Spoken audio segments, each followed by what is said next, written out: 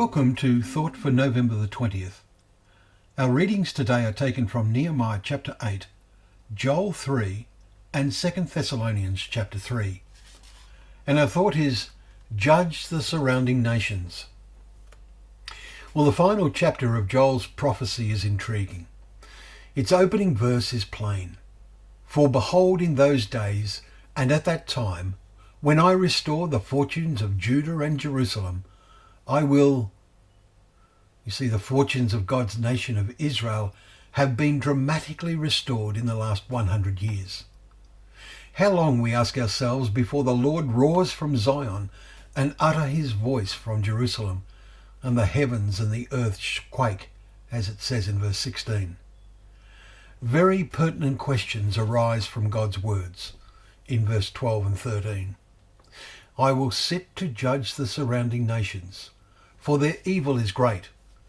The next verse says multitudes are involved. And yesterday's chapter indicated a particular northerner is involved who is destroyed after he has done great things. Chapter 2 and verse 20. In today's chapter, the question is asked, what are you to me, O Tyre and Sidon? Verses 3 and 4.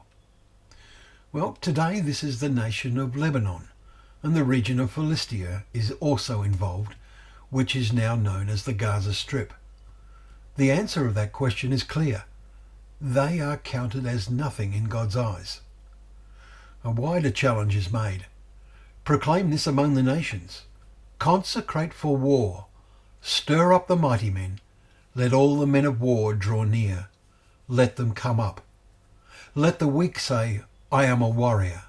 Verses 9 and 10. All this has happened, but is that happening complete? Verses 16 and 17 indicate a final climax when the Lord roars from Zion and utters his voice from Jerusalem, and the heavens and the earth quake. But the Lord is a refuge to his people, a stronghold to the people of Israel. So you shall know that I am the Lord your God. The world at that time will know, but those who diligently read God's word should know now. What a blessing such knowledge will prove to be when the Lord roars and the nations are in great alarm. Those who know will have a special peace of mind, and they should have it now. They need to have it now. Look at the point Paul makes that we read today as he completed his second letter to the Thessalonians.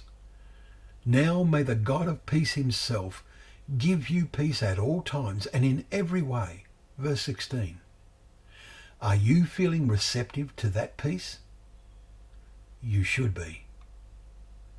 Well, thank you once again for joining us for Thought for the Day, where together we can open up the pages of God's Word, remembering that they are a lamp to our feet and a light to our path.